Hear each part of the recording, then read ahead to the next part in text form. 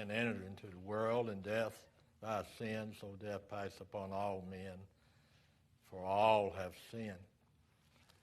As we look at Romans chapter 5, and we also read verse 19, but as we look at Romans 5:12, it tells us that our sinful condition, where it came from, wherefore, as by one man's sin entered into the world.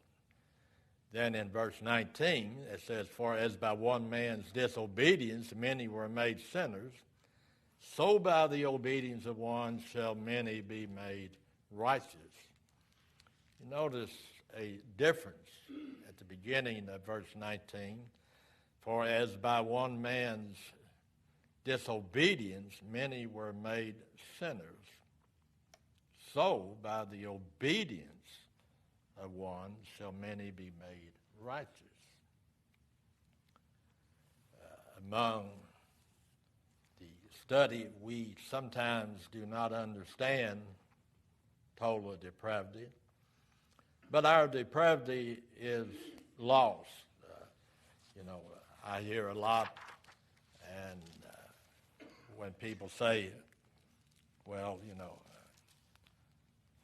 we're not as depraved as we could be, not as bad as we could be.